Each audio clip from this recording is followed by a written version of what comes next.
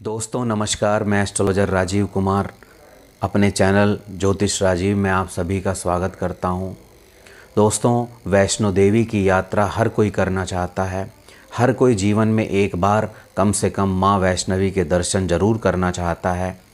माता वैष्णवी का जन्म माँ सरस्वती, माँ दुर्गा और माँ लक्ष्मी के कलेक्टिव तेज से, कंबाइंड तेज से हुआ था। माता वैष्णवी इन तीनों माताओं का कंबाइंड रूप हैं। जब हम वैष्णो देवी जाते हैं तो वहाँ ये तीनों मूर्तियाँ क्रम से दिखाई देती हैं। सबसे पहले माँ सरस्वती की मूर्ति है, उसके बाद माँ दुर्गा और अंत में माँ लक्ष्मी की मूर्ति है। इन तीनों की पूजा हम इसी क्रम में, इसी सीक्वेंस में करते हैं। सबसे पहले माँ सरस्वती को पूजते हैं, उसके बाद माँ दुर्गा को और फिर लास्ट में माँ लक्ष्मी को पूजते हैं। ये जो क्रम है यह हमें बहुत कुछ सिखाता है। बहुत सारी चीज़ें इस क्रम से हमें पता लगती हैं। यह क्रम बताता है कि हमें सबसे पहले माता सरस्वती की ब्लेसिंग्स लेनी है, यानी कि सबसे पहले हमें अच्छी शिक्षा लेनी है, ज्ञान लेना है, नॉलेज गेन करनी है और उसके बाद हमें माँ दुर्गा की ब्लेसिंग्स लेनी है। यानी जब हम नॉलेज ले लेते हैं, ज्ञान ले लेते हैं, तब हमें पावर मिलती है जो कि माँ दुर्गा का रूप है।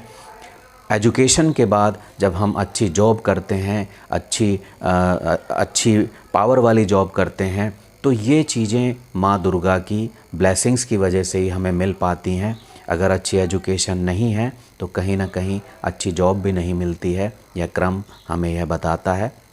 तो पहले ज्ञान लेना है, नॉलेज लेनी है, उसके बाद उस नॉलेज की वजह से हमें पावर मिलती है और पावर मिलने के बाद अंत में माँ लक्ष्मी की आराधना, माँ लक्ष्मी की ब्लेसिंग्स हमें लेनी है। माँ लक्ष्मी यानी धन, जब हमें पावर मिलती है तब धन का आगमन होता है, धन की आवक होती है और उस धन को हम सही जगह खर्च कर पाते हैं। यह क्रम हमें बताता है कि इस क्रम के हिसाब से ही चीज़ें मिलनी चाहिए, जिससे कि हम उस लक्ष्मी का सदुपयोग कर सकें जो हमें मिली है।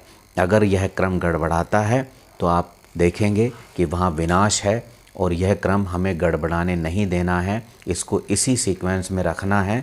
सबसे पहले माँ सरस्वती की ब्लेसिंग्स, फिर माँ दुर्गा की ब्लेसिंग्स और अंत में माँ लक्ष्मी की ब्लेसिंग्स।